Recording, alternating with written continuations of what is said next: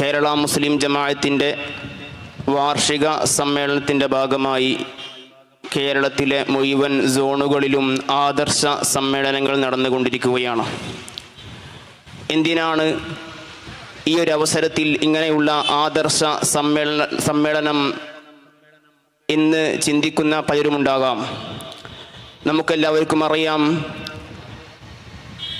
അല്ലാഹു സുബ്ഹാനഹു തആലാന്റെ അടുക്കൽ സ്വീകാര്യമായ മതം അത് ഇസ്ലാം മാത്രമാണ്. ഒരു മുസ്ലിം ഏത് രൂപത്തിലാണ് ജീവിക്കേണ്ടത്, ഏത് രൂപത്തിലാണ് അവൻ്റെ വിശ്വാസകാര്യങ്ങൾ ക്രമീകരിക്കേണ്ടത് എന്നെല്ലാം കൃത്യമായി തന്നെ പഠിപ്പിക്കപ്പെട്ടിട്ടുണ്ട്. എന്നാൽ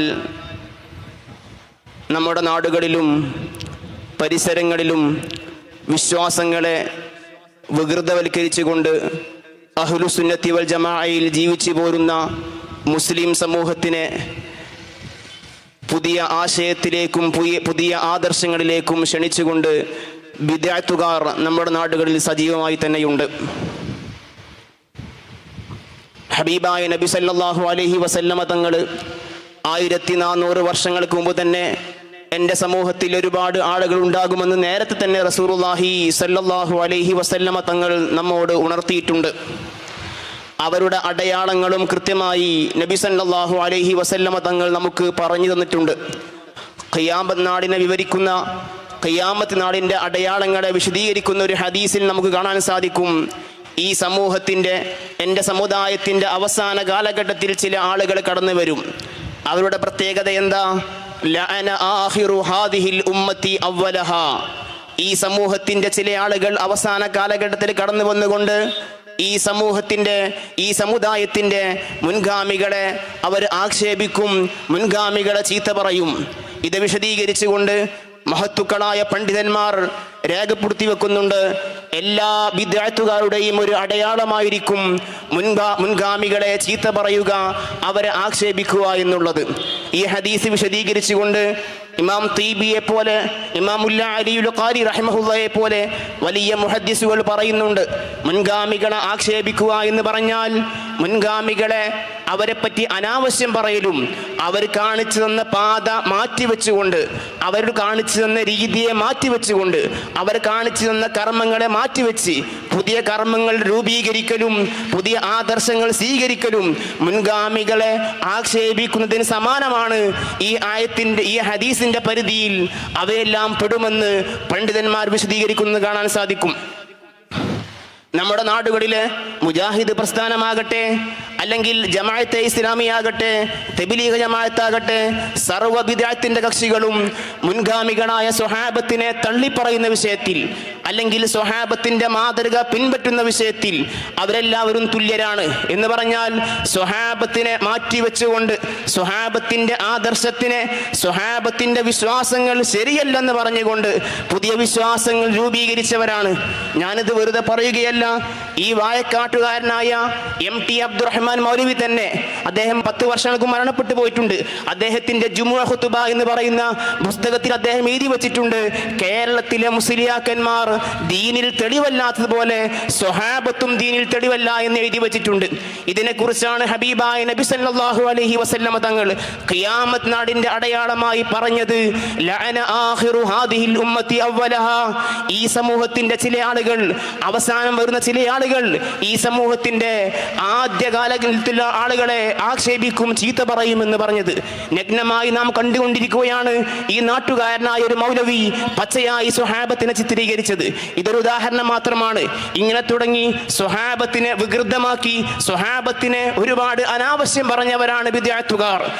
അൽമനാർ മാസികയിൽ കാണാൻ സാധിക്കും, 1959 അൽമനാർ മാസികയിൽ സ്വഹാബി പ്രമുഖരായ സയ്യിദുനാ ഇബ്നു അബ്ബാസ് റളിയല്ലാഹു അൻഹു, അതേപോലെ തന്നെ അബൂ ഹുറൈറ റളിയല്ലാഹു അൻഹു തുടങ്ങിയ തമീമുദ്ദായി റളിയല്ലാഹു അൻഹു തുടങ്ങിയ പ്രമുഖരായ ചില സ്വഹാബികളെ എണ്ണിക്കൊണ്ട് അൽമനാർ മാസിക എഴുതുന്നുണ്ട്, ഈ സ്വഹാബികളെല്ലാവരും പരിശുദ്ധമായ ഇസ്ലാമിലേക്ക് ഇസ്രായേലി കള്ളക്കഥകൾ എഴുതി ചേർത്തവരാണ് എന്ന് പരസ്യമായി പച്ച മലയാളത്തിൽ മുജാഹിദ് പ്രസിദ്ധീകരണത്തിൽ എഴുതി വെച്ചിട്ടുണ്ട്. നിങ്ങൾ നോക്കൂ, ബഹ്റു ഹാദിഹിൽ ഉമ്മ എന്ന സ്ഥാനപ്പേര് നേടിയ ബഹുമാനപ്പെട്ട സയ്യിദുനാ ഇബ്നു അബ്ബാസ് റളിയല്ലാഹു അൻഹു, ആ ഇബ്നു അബ്ബാസ് റളിയല്ലാഹു അൻഹുവിനെ പറ്റിയാണ് ഇവർ എഴുതി വെക്കുന്നത്. ഇസ്ലാമിലേക്ക് ഇസ്രായേലി പുരാണ കഥകള് കടത്തിക്കൂട്ടിയവരാണ് ഇബ്നു അബ്ബാസ് റളിയല്ലാഹു അൻഹു എന്ന് ഇവർ അൽ-മനാർ മാസികയിൽ എഴുതി വെച്ചിട്ടുണ്ട്. തീർന്നിട്ടില്ല. ഇങ്ങനെയുള്ള പുരാണ കഥകള് ഇസ്ലാമിലേക്ക് കടത്തിക്കൂട്ടാൻ സയ്യിദുനാ ഉമർ ഇബ്നു ഖത്താബ് റളിയല്ലാഹു അൻഹു ആയിഷയിൽ ഒരു തവണയും സയ്യിദുനാ ഉസ്മാൻ ഇബ്നു അഫ്ഫാൻ റളിയല്ലാഹു അൻഹു ആയിഷയിൽ 2 തവണയും വേദിയൊരുക്കിയിട്ടുണ്ട് എന്ന് അൽ-മനാർ മാസികയിൽ ഇവർ എഴുതി വെച്ചിട്ടുണ്ട്. നിങ്ങൾ നോക്കൂ, സ്വഹാബത്തിനെ ചീത്ത പറയുന്നവരും സ്വഹാബത്തിനെ ആക്ഷേപിക്കുന്നവരുമാണ് ഇവിടുത്തെ വിദ്യാർത്ഥിക്കാർ എന്ന് ഞാൻ വെറുതെ പറയുകയില്ല. ഇങ്ങനെ തുടങ്ങി ഒരുപാട് പുസ്തകങ്ങളിൽ അവർ പച്ചയായി എഴുതി വെക്കുന്നുണ്ട് സ്വഹാബത്തിനെ പിൻപറ്റാൻ പറ്റാത്തവരാണ് എന്ന് പ്രസംഗിക്കുകയും എഴുതി വെച്ചിട്ടും തന്നെ ഉണ്ട്. നിങ്ങൾ നോക്കൂ, മുജാഹിദ് പ്രസ്ഥാനവും ഗൾഫ് സലഫിസം എന്ന് പറയുന്ന ഒരു പുസ്തകത്തിൽ അവർ പറയുന്നുണ്ട്, കേരളത്തിലെ മുജാഹിദുകൾ ഗൾഫ് സലഫികളോട് ഒരുപാട് വിഷയത്തിൽ ഭിന്നാഭിപ്രായമുണ്ട്. വിശിഷ്യ ഖുതുബയുടെ ഭാഷയുടെ വിഷയത്തിലും തറാവീഹിന്റെ റക്അത്തിന്റെ എണ്ണത്തിന്റെ വിഷയത്തിലും കേരള മുജാഹിദുകൾ ഗൾഫ് സലഫികളോട് ഒരുപാട് വിഷയത്തിൽ അഭിപ്രായ വ്യത്യാസമുണ്ട്. എന്തേ അതിന് കാരണം?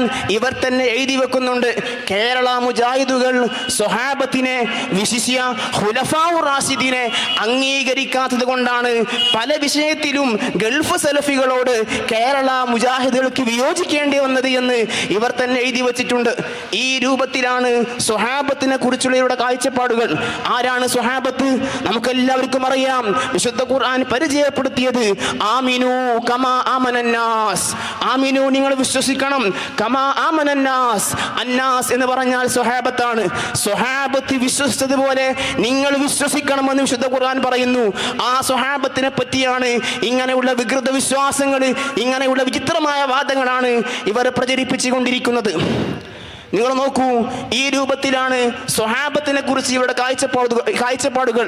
ഇതേ രൂപത്തിൽ തന്നെയാണ് പിൻകാലക്കാരായ താബീങ്ങളെ പറ്റിയും തബഉ താബീങ്ങളെ പറ്റിയും മദ്ഹബിന്റെ അയിമത്തിനെ പറ്റിയും ശേഷമുള്ള ഇമാം നവവി അടക്കമുള്ള ഇമാം റാഫി അടക്കമുള്ള മഹോന്നതന്മാരായ പണ്ഡിതന്മാരെ പറ്റിയും ഇവിടെ കാഴ്ചപ്പാട് ഇങ്ങനെ തന്നെയാണ്. ഇവിടെയാണ് അഹ്ലുസുന്നത്തി വൽ ജമാഅ എന്ന് പറഞ്ഞാൽ അത് മുൻഗാമികൾ അംഗീകരിക്കലും പൂർവ്വസൂരികളായ സ്വഹാബത്ത് ഉൾപ്പെടെയുള്ള താബിഈങ്ങളെയും അവർക്ക് ശേഷമുള്ളവരെയും അംഗീകരിക്കലാണ് അഹ്ലുസുന്നത്തി വൽ ജമാഅ എന്നുള്ളത്. ബഹുമാനപ്പെട്ട ഇമാം ഇബ്നു ഹജർ അൽ ഹൈതമി റഹിമഹുല്ല അവിടുത്തെ ഗുരുനാഥന്മാരെ പരിചയപ്പെടുത്തുന്ന ഒരു ഗ്രന്ഥമുണ്ട്, സബത്ത് എന്നാണ് അതിന്റെ പേര്. മഹാൻ പറയുന്നുണ്ട്, അഹ്ലുസുന്നയുടെ വലിയ ഒരു പ്രത്യേകതയായി ബഹുമാനപ്പെട്ടവരെ പരിചയപ്പെടുത്തുന്നുണ്ട്. അഹ്ലുസുന്നത്തി വൽ ജമാഅയുടെ ഏതൊരു വ്യക്തിക്കും അവർക്ക് കൃത്യമായ ഒരു സനദ്, കൃത്യമായ ഒരു പരമ്പര ഹബീബായ റസൂലുള്ളാഹി സല്ലല്ലാഹു അലൈഹി വസല്ലം തങ്ങൾ വരെ ഒരു പരമ്പര പറയാൻ സാധിക്കും. വിദ്യാർത്ഥികൾക്ക് ഒരിക്കലും ഒരു പരമ്പരയും പറയാൻ സാധിക്കില്ല. എന്തുകൊണ്ട്? അവരുടെ ഉസ്താദോ ഉസ്താദിന്റെ ഉസ്താദോ അതിന്റെ ഉസ്താദോ അവരുടെ വിശ്വാസപ്രകാരം ഇസ്തിഹാസ ചെയ്തതിന്റെ പേരിൽ കാഫിറായിരിക്കും, മുശ്രിക്കായിരിക്കും. ആയതുകൊണ്ട് തന്നെ അഹ്ലുസുന്നയുടെ വലിയൊരു പ്രത്യേകതയായി ബഹുമാനപ്പെട്ട ഇമാം ഇബ്നു ഹജർ ഹൈതമി റഹിമഹുല്ല റസൂലുള്ളാഹി സല്ലല്ലാഹു അലൈഹി വസല്ലം തങ്ങൾ വരെയുള്ള പരമ്പര അത് അഹ്ലുസുന്നക്ക് മാത്രമേ അവകാശപ്പെടാൻ സാധിക്കുകയുള്ളൂ എന്ന് പറയുന്നുണ്ട്. കൃത്യമല്ലേ ഈ പറഞ്ഞത്? നിങ്ങൾ നോക്കൂ, ഇന്ന് നമ്മുടെ നാട്ടിലുള്ള എല്ലാ ബിദ്അത്തുകാരും എല്ലാവരും പറയുന്നു ഞങ്ങളാണ് അഹ്ലുസുന്ന, ഞങ്ങളാണ് അഹ്ലുസുന്ന എന്ന് എല്ലാവരും പറയുന്നു. ബഹുമാനപ്പെട്ട ഇമാം അബ്ദുർ റഊഫ് അൽ മുനാവി റഹിമഹുല്ലാ അവിടുന്ന് പറയുന്നുണ്ട്, അഹ്ലുസുന്ന അഹ്ലുസുന്ന എന്ന് പറഞ്ഞാൽ ഞങ്ങളാണ് അഹ്ലുസുന്ന, ഞങ്ങളാണ് അഹ്ലുസുന്ന എന്നിങ്ങനെ വാദിക്കൽ കൊണ്ടല്ല, മറിച്ച് പൂർവ്വസൂരികളായ സ്വഹാബത്ത് ഇമാം ബുഖാരി, ഇമാം മുസ്ലിം, ഇമാം ഖത്താബി, ഇമാം ബഗവി, ഇമാം റാഫിഈ, ഇമാം നവവി തുടങ്ങിയ മഹോന്നതന്മാരായ പണ്ഡിതന്മാരെ എണ്ണിക്കൊണ്ട് ബഹുമാനപ്പെട്ട ഇമാം മുനാവി റഹിമഹുല്ലാഹ് പറയാണ്, ഈ മഹോന്നതന്മാരായ പണ്ഡിതന്മാരെ അംഗീകരിക്കുന്നവരും അവരുടെ പാരമ്പര്യത്തിൽ ജീവിക്കുന്നവരുമാണ് അഹ്ലുസുന്ന. അതല്ലാതെ ഞങ്ങളാണ് അഹ്ലുസുന്ന, ഞങ്ങളാണ് അഹ്ലുസുന്ന എന്ന് വാദിക്കൽ കൊണ്ട് ഒരാളും അഹ്ലുസുന്നയാവുകയില്ല എന്ന് ബഹുമാനപ്പെട്ട ഇമാം മുനാവി റഹിമഹുല്ലാഹ് ഫൈദുൽ ഖദീറിൽ രേഖപ്പെടുത്തിയായി കാണാം. ഇന്ന് നിങ്ങൾ നോക്കൂ, ഈ പറഞ്ഞത് പ്രകാരം ഇമാം മുനാവി റഹിമഹുല്ലാഹയെ ഒരിക്കലും മുജാഹിദ് പ്രസ്ഥാനക്കാർ പണ്ഡിതന്മാർക്ക് തള്ളാൻ സാധിക്കില്ല. കാരണം ഇവരുടെ സ്ഥാപകനായ ഇബ്നു അബ്ദുൽ വഹാബ് ഒരിക്കൽ പറഞ്ഞു, ഞാൻ ഹദീസിൽ വല്ല സംശയമുണ്ടാകുമ്പോൾ ഇമാം മുനാവിയുടെ ഗ്രന്ഥങ്ങളാണ് അവലംബിക്കാറ് എന്ന്. ആ ഇമാം മുനാവി റഹിമഹുല്ലാഹ് പറയുന്നു, അഹ്ലുസുന്ന എന്ന് പറഞ്ഞാൽ ഞങ്ങളാണ് എന്ന് വാദിക്കൽ കൊണ്ടല്ല, പൂർവ്വസൂരികളായ പണ്ഡിതന്മാരെ അംഗീകരിക്കലും അവരുടെ പാത പിൻപറ്റലുമാണ് അഹ്ലുസുന്ന എന്ന് ബഹുമാനപ്പെട്ട ഇമാം മുനാവി റഹിമഹുല്ലാഹ് പറയുന്നു. അൽഹംദുലില്ലാ, നമുക്കാർക്കും ഒരിക്കൽ പോലും ഇമാം ബുഖാരിയെ തള്ളേണ്ടി വന്നിട്ടില്ല, ഇമാം മുസ്ലിമിനെ തള്ളേണ്ടി വന്നിട്ടില്ല, സ്വഹാബത്തിനെ മാറ്റിവെക്കേണ്ട ഗതി നമുക്ക് വന്നിട്ടില്ല. എന്തുകൊണ്ട്? നമ്മൾ അഹ്ലുസുന്നയിൽ ഇമാം മുനാവി റഹിമഹുല്ലാഹ് പറഞ്ഞത് പ്രകാരം ഒരാളെയും തള്ളാതെ അവർ കാണിച്ചു തന്ന പാരമ്പര്യത്തിൽ, അവർ കാണിച്ചു തന്ന വഴിയിൽ നാം കൃത്യമായി ജീവിക്കുന്നു. അതുകൊണ്ട് തന്നെ നമുക്കൊരാളെയും തള്ളേണ്ടി വന്നിട്ടില്ല. നിങ്ങൾ നോക്കൂ, ഇന്ന് ഇവിടുത്തെ മുജാഹിദ് പ്രസ്ഥാനക്കാരാകട്ടെ എല്ലാവരാകട്ടെ അഹ്ലുസുന്ന എന്ന് പറയുന്ന അല്ലെങ്കിൽ സുന്നികളായ നമ്മെ സംബന്ധിച്ചിടത്തോളം അവർ പ്രചരിപ്പിക്കുന്നത്, അവർ പ്രസംഗിക്കുന്നത്, അവർ എഴുതുന്നത് നാം എല്ലാവരും മുശ്രിക്കാണ്, നാം കാഫിറുകളാണ് എന്നാണ് അവർ പ്രസംഗിക്കുന്നതും വിശ്വസിക്കുന്നതും എഴുതുന്നതും. എന്തുകൊണ്ടാണ് അവർ നമ്മെ പറ്റി കാഫിറാണ് അല്ലെങ്കിൽ നാം മുശ്രിക്കാണ് എന്ന് അവർ പറയാനുള്ള കാരണം എന്താ? നാം ഇസ്തിഗാസ ചെയ്യുന്നവരാണ്. മഹത്തുക്കളായ അമ്പിയാക്കളോടും ഔലിയാക്കളോടും സ്വാലിഹീങ്ങളോടും ശുഹദാക്കളോടും നാം സഹായം തേടാറുണ്ട്. അതുകൊണ്ട് നാം കാഫിറുകളാണ്, നാം മുശ്രിക്കുകളാണ് എന്നാണ് അവർ വിശ്വസിക്കുന്നതും എഴുതുന്നതും പ്രചരിപ്പിക്കുന്നതും. നിങ്ങൾ നോക്കൂ, എന്താണ് ഇസ്തിഗാസ?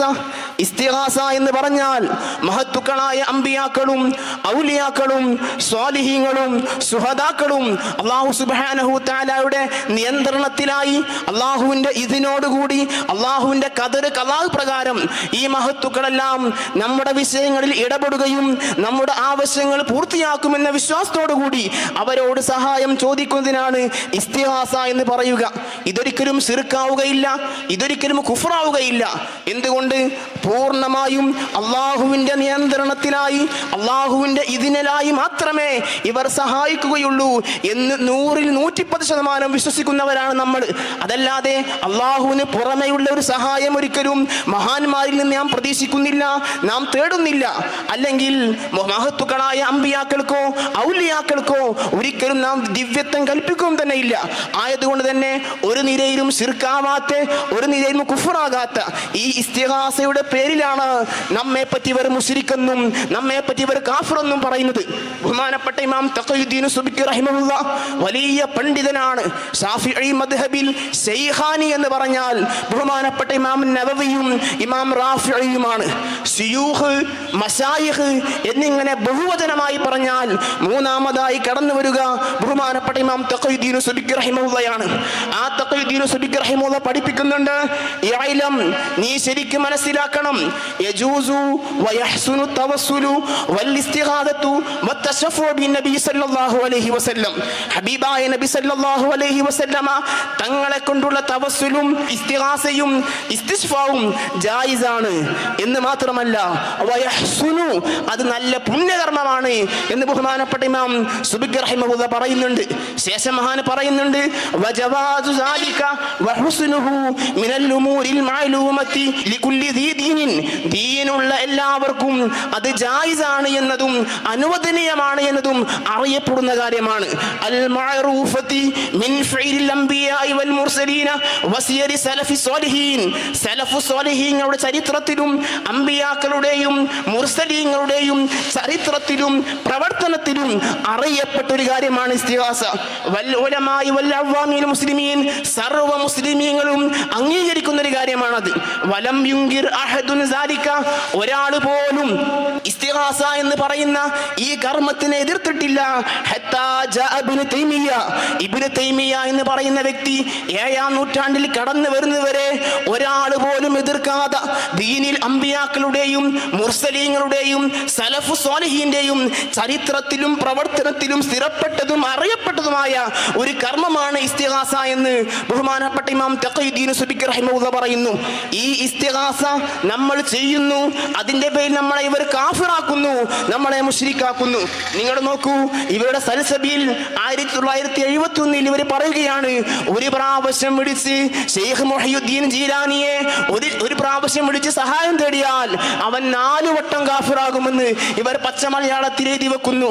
അതേപോലെ തന്നെ ഇസ്തിഗാസയ്ക്ക് വേണ്ടി ആരെങ്കിലും തെളിവ് പറഞ്ഞാൽ അവൻ 1000 വട്ടം കാഫിറാകുമെന്ന് ഇവർ എഴുതി വെക്കുന്നു. ഇങ്ങനെ മുസ്ലിം സമൂഹത്തിനെ മുഴുവനും കാഫിറാക്കിയും മുശ്രിക്കാക്കിയുമാണ് ഇവിടുത്തെ വിദ്യാർത്ഥി പ്രസ്ഥാനക്കാർ അവർ പ്രചരിപ്പിച്ചുകൊണ്ടിരിക്കുന്നതും അവർ മുന്നോട്ട് പോയിക്കൊണ്ടിരിക്കുന്നതും. നിങ്ങൾ നോക്കൂ, അമ്പിയാക്കളുടെയും സലഫു സ്വാലിഹീങ്ങളും മുൻഗാമികളായ മുഴുവൻ പണ്ഡിതന്മാരും അംഗീകരിച്ച ഒരു കർമ്മത്തിനെ 7ാം നൂറ്റാണ്ടിൽ ഒരു വ്യക്തി വന്നുകൊണ്ട് അത് ശിർക്കാണെന്ന് പറയുന്നു. അത് ഏറ്റുപിടിച്ചുകൊണ്ട് നമ്മെ എല്ലാവരെയും, നമ്മെ മാത്രമല്ല ലോകത്തുള്ള മുഖ്യധാര മുസ്ലിമീങ്ങൾ മുഴുവനും ഇസ്തിഗാസ അംഗീകരിക്കുന്നവരും ഇസ്തിഗാസ ചെയ്യുന്നവരും ഇസ്തിഗാസയെ പ്രോത്സാഹിപ്പിക്കുന്നവരുമാണ്. അവരെല്ലാവരെയും കാഫിറാക്കുന്നു, അവരെല്ലാവരെയും മുശ്രിക്കാക്കുന്നു. ഈ വിഭാഗത്തിനെ പറ്റി ഹബീബായ നബി സല്ലല്ലാഹു അലൈഹി വസല്ലം തങ്ങൾ നേരത്തെ നമുക്ക് താക്കീത് നൽകിയിട്ടുണ്ട്. ഈ സമൂഹത്തിന്റെ അവസാന കാലഘട്ടത്തിൽ ചില ആളുകൾ വരും. അവരുടെ പ്രത്യേകത എന്താ? ബഹുമാനപ്പെട്ട ഇബ്നു ഉമർ റളിയല്ലാഹു അൻഹു പറയുന്നുണ്ട്, അവരുടെ പ്രത്യേകത എന്താ? മക്ക മുശ്രിക്കുകൾക്ക് ഇറങ്ങിയ ആയത്തുകൾ മുസ്ലിം സമൂഹത്തിന് നേരെ അവർ ഓതിക്കൊണ്ട് മുസ്ലിം സമൂഹത്തിനെ കാഫിറാക്കും. അതാണ് നാം കണ്ടുകൊണ്ടിരിക്കുന്നത്. ഈ ഇസ്തിഗാസ എന്ന് പറയുന്ന ഈ കർമ്മം സ്വഹാബത്തടക്കം എല്ലാവരും ചെയ്തവരാണ്. ഒരൊറ്റ സംഭവം മാത്രം പറഞ്ഞുകൊണ്ട് ഞാൻ അവസാനിപ്പിക്കുകയാണ്. ബഹുമാനപ്പെട്ട സയ്യിദുനാ ഉമർ ഇബ്നു ഖത്താബ് റളിയല്ലാഹു അൻഹുവിന്റെ കാലഘട്ടത്തിൽ നാട്ടിൽ ശക്തമായ വരൾച്ച അനുഭവപ്പെടുകയാണ്. വളരെ ശക്തമായ വരൾച്ച, വലിയ പ്രയാസത്തിലാണ്. ബഹുമാനപ്പെട്ട ഇമാം ഇബ്നു അബീ ശൈബ ഉദ്ധരിക്കുന്നത് കാണാം, അസാബന്നാസ കഹ്തുൻ ഫീ ദമനി ഉമർ ഇബ്നുൽ ഖത്താബ്.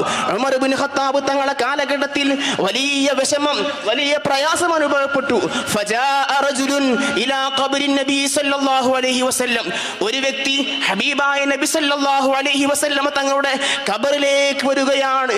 എന്നിട്ട് ഫഖാല, ആ വ്യക്തി പറയുകയാണ്, യാ റസൂലല്ലാഹ്, അല്ലാഹുവിന്റെ പ്രവാചകരെ, ഇസ്തസ്ഖില്ലാഹ ലി ഉമ്മതിക ഫഇന്നഹും ഖദ് ഹലകൂ.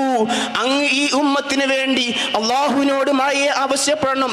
വഫാത്തായി കിടക്കുന്ന നബി സല്ലല്ലാഹു അലൈഹി വസല്ലം തങ്ങളുടെ റൗള ശരീഫിലേക്ക് ഒരു വ്യക്തി വന്നുകൊണ്ട് പറയുകയാണ്, അല്ലാഹുവിന്റെ പ്രവാചകരെ, ഈ ഉമ്മത്ത് പ്രയാസത്തിലാണ്, ഈ ഉമ്മത്ത് വിഷമത്തിലാണ്. അങ്ങ് ഒന്ന് അല്ലാഹുവിനോട് പറഞ്ഞുകൊണ്ട് ഈ ഉമ്മത്തിന് മഴയെ ആവശ്യപ്പെടണമെന്ന് പറയുകയാണ്. പിന്നീട് ഈ വ്യക്തിയുടെ സ്വപ്നത്തിലേക്ക് ആദരവായ റസൂലുള്ളാഹി സല്ലല്ലാഹു അലൈഹി വസല്ലം വരികയും ഉമർ ഇബ്നു ഖത്താബ് തങ്ങളുടെ സമീപത്തേക്ക് പോയി ഈ വിഷയങ്ങൾ പറയുകയും മഴ ലഭിക്കുമെന്ന കാര്യം പറയുകയും വേണമെന്ന് പറയുകയാണ്. നിങ്ങൾ നോക്കൂ, ബഹുമാനപ്പെട്ട ഉമർ ഇബ്നു ഖത്താബ് തങ്ങളുടെ കാലഘട്ടത്തിലാണ് ഈ സംഭവം നടക്കുന്നത്. ഉമർ റളിയല്ലാഹുവിന്റെ കാലഘട്ടം ഈ ഖബറിലേക്ക് റസൂലുള്ളാഹി സ്വല്ലല്ലാഹു അലൈഹി വസല്ലം തങ്ങളുടെ റൗള ശരീഫിൽ വന്നുകൊണ്ട് ഇസ്തിഗാസ ചെയ്ത ഈ വ്യക്തി ആരായിരിക്കും? ഒന്നിരിക്കൽ സ്വഹാബി ആയിരിക്കണം, അല്ലെങ്കിൽ താബിഈ ആയിരിക്കണം. പണ്ഡിതന്മാർ പറയുന്നുണ്ട്, ഈ വന്ന വ്യക്തി അത് സ്വഹാബിയാണ് എന്ന് ഒരുപാട് പണ്ഡിതന്മാർ പറയുന്നുണ്ട്. ബഹുമാനപ്പെട്ട ഹാഫിദ് ഇബ്നു ഹജർ അൽ അസ്ഖലാനി റഹിമഹുല്ലാഹ് പറയുന്നുണ്ട്, ആ വ്യക്തി അത് ബിലാൽ ഇബ്നു ഹാരിസ് അൽ മുസനിയാണെന്ന് പറയുന്നുണ്ട്. അതേപോലെ തന്നെ ഇമാം സർക്കാനി അടക്കമുള്ള നിരവധി പണ്ഡിതന്മാർ, ഇമാം ഖസ്തലാനി അടക്കമുള്ള ഒരുപാട് മഹോന്നതന്മാരായ പണ്ഡിതന്മാർ പറയുന്നു, നബി സല്ലല്ലാഹു അലൈഹി വസല്ലം തങ്ങളുടെ റൗള ശരീഫിൽ വന്നുകൊണ്ട് മഴയെ തേടിയ ആ വ്യക്തി സ്വഹാബി വര്യനായ ബിലാൽ ഇബ്നു ഹാരിസ് അൽ മുസനിയാണ് എന്ന് നിരവധി പണ്ഡിതന്മാർ പറയുന്നുണ്ട്. നിങ്ങൾ നോക്കൂ, ഈ വ്യക്തി ബഹുമാനപ്പെട്ട ബിലാൽ ഇബ്നു ഹാരിസ് അൽ മുസനി എന്ന് പറയുന്ന ആ സ്വഹാബി ചെയ്ത പണി സിർക്കായിരുന്നുവെങ്കിൽ, അത് പാടില്ലാത്തൊരു പണിയായിരുന്നുവെങ്കിൽ, അത് കുഫറായിരുന്നുവെങ്കിൽ ബഹുമാനപ്പെട്ട ഉമർ ഇബ്നു ഖത്താബ് തടയുമായിരുന്നില്ലേ? എന്നിട്ട് ഷഹാദ ചൊല്ലിക്കൊണ്ട് വീണ്ടും ഇസ്ലാമിലേക്ക് കടന്നു വരാൻ വേണ്ടി ആവശ്യപ്പെടുകയില്ലേ? ബഹുമാനപ്പെട്ട ഇമാം തഖിയുദ്ദീൻ ഹിസ്നി റഹിമഹുല്ലാഹ് ഈ സംഭവം ഉദ്ധരിച്ചുകൊണ്ട് പറയുന്നുണ്ട്, ഈ സംഭവം എങ്ങാനും ശിർക്കായിരുന്നുവെങ്കിൽ ലമനഅഹു ഉമർ റളിയല്ലാഹു അൻഹു തടയുമായിരുന്നു.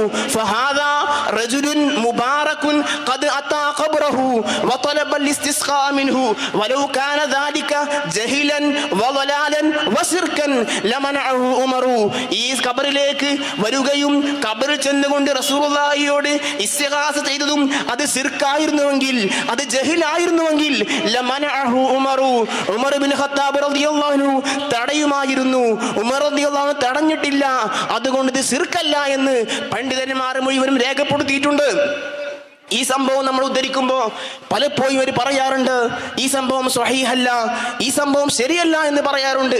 ഒരുപാട് ഡസൻ കണക്കിന് ഇമാമിങ്ങൾ പറയുന്നുണ്ട്. ബഹുമാനപ്പെട്ട ഇമാം ഇബ്നു ഹജർ അസ്ഖലാനി ഉൾപ്പെടെയുള്ള നിരവധി പണ്ഡിതന്മാർ പറയുന്നുണ്ട് ഈ സംഭവം സ്വഹീഹാണ്, ബി ഇസ്നാദിൻ സ്വഹീഹിൻ എന്നും അതേപോലെ ബി സനദിൻ സ്വഹീഹിൻ എന്നും അതേപോലെ ഇസ്നാദുഹു ജയ്യിദുൻ തുടങ്ങിയ പദപ്രയോഗങ്ങളിലൂടെ പൂർവ്വസൂരികളായ ഹാഫിളീങ്ങളായ മുഹദ്ദിസുകളായ മുഅർരിഖുകളായ പണ്ഡിതന്മാർ മുഴുവനും രേഖപ്പെടുത്തുന്നുണ്ട് ഈ സംഭവത്തിന്റെ സനദ് സ്വഹീഹാണ്, ഈ സംഭവം സ്ഥിരപ്പെട്ടതാണ്. ചുരുക്കി പറഞ്ഞാൽ സ്വഹാബത്ത് അടക്കമുള്ള മുഴുവൻ പണ്ഡിതന്മാരും സ്വഹാബത്ത് അടക്കമുള്ള മുഴുവൻ സലഫു സ്വാലിഹീങ്ങളും ഇസ്തിഗാസ ചെയ്തവരും ഇസ്തിഗാസ അംഗീകരിച്ചവരും ഇസ്തിഗാസയെ പ്രോത്സാഹിപ്പിച്ചവരുമാണ് എന്ന് ചുരുക്കം. ഈ ഒരു ഇസ്തിഗാസ ചെയ്തതിന്റെ പേരിലാണ് നമ്മെ പറ്റി കാഫിർ എന്നിവർ പറയുന്നത്. ഈ ഇസ്തിഗാസക്ക് വേണ്ടി തെളിവോതിയാൽ 1000 വട്ടം കാഫിറാകുമെന്നാണ് ഇവർ പ്രചരിപ്പിക്കുന്നത്. അതുകൊണ്ട് എന്റെ പ്രിയപ്പെട്ട വിശ്വാസികളെ, ഞാൻ ശരിക്കും മനസ്സിലാക്കണം, ഇങ്ങനെയുള്ള മുസ്ലിം സമൂഹത്തിനെ, മുഖ്യധാര മുസ്ലിം സമൂഹത്തിനെ മുഴുവനും ഇവർ കാഫിറാണ്, മുശ്രിക്കാണ് എന്നാണ് ഇവർ വിശ്വസിച്ചു കൊണ്ടിരിക്കുന്നത്. ഇങ്ങനെയുള്ള ബിദ്അത്തുകാരെ നാം സൂക്ഷിക്കണം, നാം അകന്നു നിൽക്കണം. പണ്ഡിതന്മാരായ നമ്മുടെ ഉസ്താദുമാർ അവർ വിശദീകരിക്കുന്ന ആദർശങ്ങൾ, അവർ വിശദീകരിക്കുന്ന, അവർ നമുക്ക് പറഞ്ഞു തരുന്ന വിശ്വാസങ്ങൾ കൃത്യമായി മനസ്സിലാക്കി അഹ്ലുസുന്നത്തി വൽ ജമാഅയിൽ ഉറച്ച് നാം ജീവിക്കണം. അതിന് അല്ലാഹു സുബ്ഹാനഹു തആല തൗഫീഖ് നൽകട്ടെ എന്ന് പറഞ്ഞുകൊണ്ട് ഞാൻ അവസാനിപ്പിക്കുന്നു. അസ്സലാമു അലൈക്കും വറഹ്മത്തുള്ളാഹി.